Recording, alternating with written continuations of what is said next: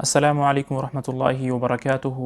نبی صلی اللہ علیہ وسلم ایک مرتبہ کچھ مشرکین کے سرداروں کے ساتھ ایک مجلس کے اندر بیٹھے ہوئے تھے اور ان سے بات چیت فرما رہے تھے کہ یہ لوگ اسلام لے آئیں۔ تو اسی اثناء میں ایک نابینا صحابی ابن ام مکتوم رضی اللہ عنہ وہ تشریف لائے، اور ان کو پتہ نہیں چلا کیونکہ وہ نابینا تھے کہ اللہ کے نبی مشغول ہیں، تو آ کر کہا یا رسول اللہ علمنی مما علمک اللہ، کہ مجھے بھی کچھ دین کی باتیں سکھائیے۔ اور تو نبی کریم صلی اللہ علیہ وسلم کو یہ ان کا آنا اور اس طرح بات پوچھنا ناگوار گزرا، اور ناگواری کی وجہ سے آپ صلی اللہ علیہ وسلم کے ماتھے پر تیوری آ گئی۔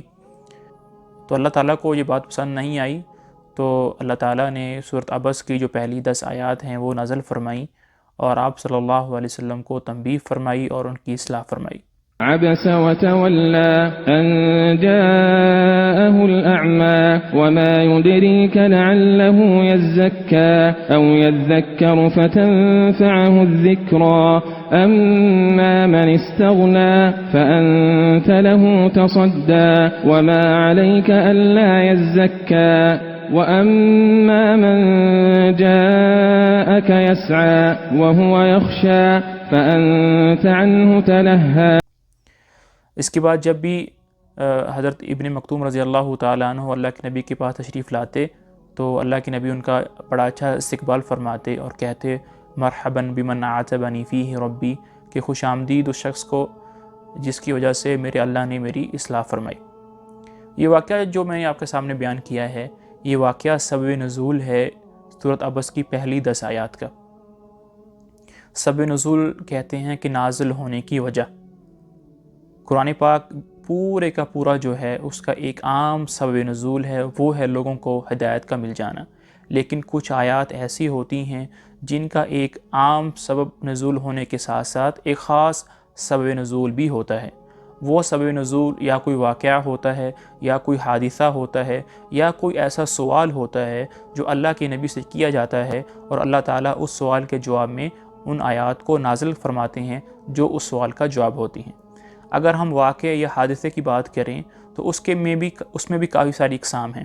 مثال کے طور پر وہ جو واقعہ ہے یا وہ حادثہ ہے وہ اللہ کی نبی کے ساتھ پیش آیا ہوتا ہے تو اللہ رب العزت آیات کو نازل فرماتے ہیں، جیسے میں نے ویڈیو کے شروع کے اندر آپ حضرات کے سامنے حضرت ابن ام مکتوم کا واقعہ پیش کیا جو اللہ کے نبی کے ساتھ پیش آیا۔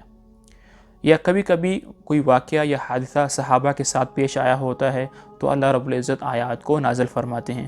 مثال کے طور پر تہمت کا وہ واقعہ جو حضرت عائشہ رضی اللہ تعالی عنہ کے ساتھ پیش آیا، جب منافقین نے اور مشرکین نے اور کچھ بدبخت لوگوں نے حضرت عائشہ رضی اللہ تعالی عنہ پر تہمت لگائی تو اللہ رب العزت نے ان کی برآت کے لیے قرآن پاک کی آیات کو نازل کیا۔ یا بعض اوقات وہ جو واقعہ ہے یا حادثہ ہے وہ منافقین کے ساتھ یا مشرکین کے ساتھ یا کفار کے ساتھ پیش آیا ہوتا ہے تو اللہ رب العزت آیات کو نازل فرماتے ہیں۔ مثال کے طور پر مدینہ کے اندر مسلمان ایک جنگ یا غزوہ میں باہر تھے، تو جو منافقین کا سردار تھا ابی، اس نے کہا کہ ہم مدینے میں جا کر جو ذلیل لوگ ہیں نعوذ باللہ اور ان کی مراد آپ صلی اللہ علیہ وسلم تھے ان کو نکال دیں گے، تو اللہ رب العزت نے آیات کو نازل فرمایا کہ عزت صرف اللہ کی ہے اور اس کے رسول کی ہے اور مومنین کی ہے۔ دوسری قسم سبب نزول کی یہ ہے کہ آپ صلی اللہ علیہ وسلم سے کوئی سوال پوچھا جاتا ہے تو اس سوال کے جواب کے اندر قرآن پاک کی آیات کو نازل کیا جاتا ہے۔ اب وہ سوال بعض اوقات ایسی چیز کے بارے میں کیا جاتا ہے جو کہ ماضی کے اندر ہوتی ہے۔ مثال کے طور پر یسألونک عن ذی القرنین، کہ اے نبی جی یہ آپ سے ذوالقرنین کے بارے میں پوچھتے ہیں، تو پھر اس کے بعد جواب کے اندر اللہ پاک آیات کو نازل فرماتے ہیں۔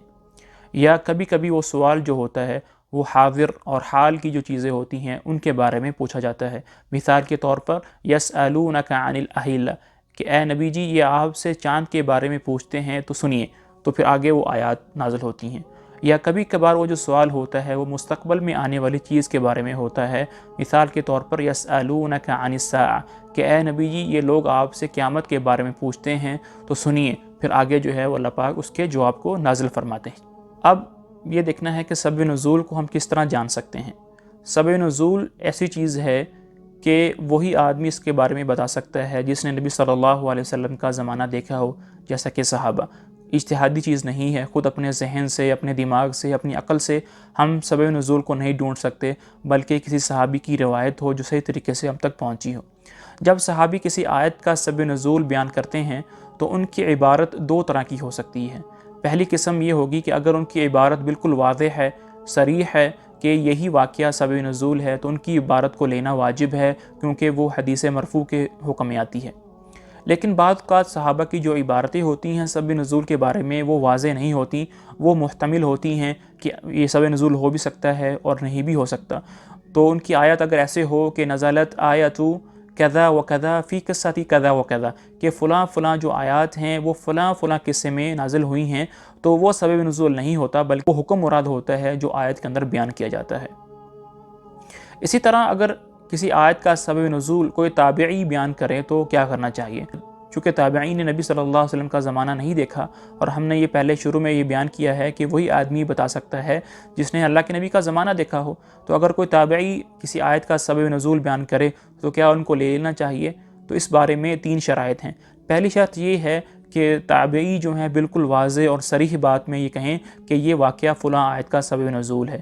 دوسری شرط یہ ہے کہ وہ جو روایت ہم تک پہنچی ہے وہ صحیح سند کے ساتھ پہنچی ہو، اس میں کوئی ضعف یا موضوع روایت نہ ہو۔ تیسری شرط یہ ہے کہ وہ جو صحابی جو بات بیان کر رہے ہیں انہوں نے اپنی ساری زندگی جو ہے وہ تفسیر کے ساتھ گزاری ہو۔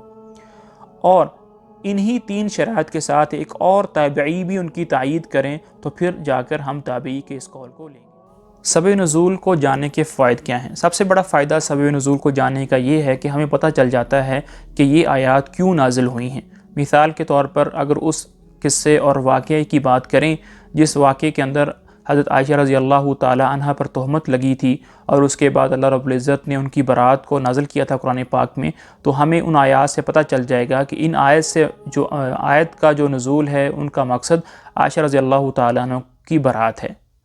دوسرا فائدہ یہ ہے کہ قرآن پاک کی آیات کو یاد کرنے میں اس سے مدد ملتی ہے، کیونکہ جب آپ آیات کا ربط کسی قصے کے ساتھ منسلک کر دیتے ہیں تو آیات کو یاد کرنا، حفظ کرنا آسان ہو جاتا ہے۔ تیسرا فائدہ یہ ہے جو سب سے زیادہ امپورٹنٹ ہے اور اہم ہے کہ قرآن پاک کی صحیح فہم اس سے مل جاتی ہے۔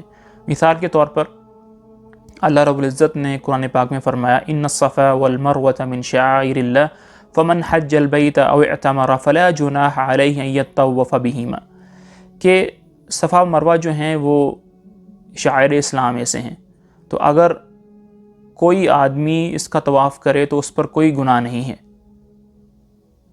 آخری جو آیت کا حصہ ہے، اگر کوئی آدمی اس کا طواف کرے تو اس پر کوئی گناہ نہیں ہے، اس آیت سے ہمیں یہ ایک سبق یہ مل رہا ہے، ایک اشارہ یہ مل رہا ہے کہ صفا مروہ کرنا فرض نہیں ہے، واجب نہیں ہے۔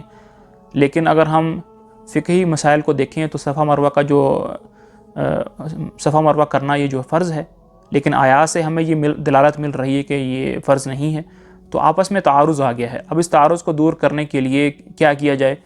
تو اگر ہم اس آیت کے سبب نزول پر جائیں گے تو ہمیں آیت کو سمجھنے کا صحیح موقع ملے گا۔ جاہلیت کے اندر صفا پر ایک بت رکھا تھا اور ایک مروہ پر ایک بت رکھا ہوا ہوتا تھا، تو جو جاہلیت میں جو کفار تھے وہ ان دونوں بتوں پر، نائلہ اور اصاف، یہ 2 بت کے نام تھے، یہ صفا مروہ پر پڑے رہتے تھے، تو مشرکین وہاں جا کر دعا کرتے تھے اور جانور قربان کرتے تھے۔ جب اسلام آ گیا تو صحابہ کو جب کہا گیا کہ صفا مروہ پر آپ نے سعی کرنی ہے، تو صحابہ پر شاک گزرا کہ جاہلیت کے زمانے میں تو جہاں بت پڑے ہوتے تھے تو اب کیا کریں؟ تو اللہ رب العزت نے اس اشکال کو اور اس خوف کو دور کرنے کے لیے ان آیات کو نازل کیا ہے۔ تو سبب نزول سے آیت کی صحیح فہم نصیب ہوتی ہے۔ سبب نزول کا ایک فائدہ یہ ہے کہ پتہ چل جاتا ہے کہ آیات کس کے بارے میں نازل ہوئی ہیں۔ مثال کے طور پر قصہ افک جو عائشہ رضی اللہ تعالیٰ عنہ پر تہمت لگی ہے، کچھ بدبخت لوگوں نے یہ کہا ہے کہ یہ جو قصہ ہے وہ اس طرح نہیں ہے جس طرح مسلمان بیان کرتے ہیں، بلکہ وہ قصہ اس طرح ہے کہ حضرت ماریہ قبطی رضی اللہ تعالیٰ عنہ انہوں نے عائشہ رضی اللہ تعالیٰ عنہ پر تہمت لگائی تھی۔ لیکن اگر ہم اس قصے کے سبب نزول کو دیکھیں گے تو ہمیں پتہ چلے گا یہ لوگ بالکل جھوٹ بول رہے ہیں، بلکہ وہ جو قصہ ہے وہ عائشہ رضی اللہ تعالیٰ عنہ کی برات کے لیے نازل ہوا ہے۔ ھذا وصلی اللہ علی نبینا محمد وعلی آلہ وصحبہ اجمعین۔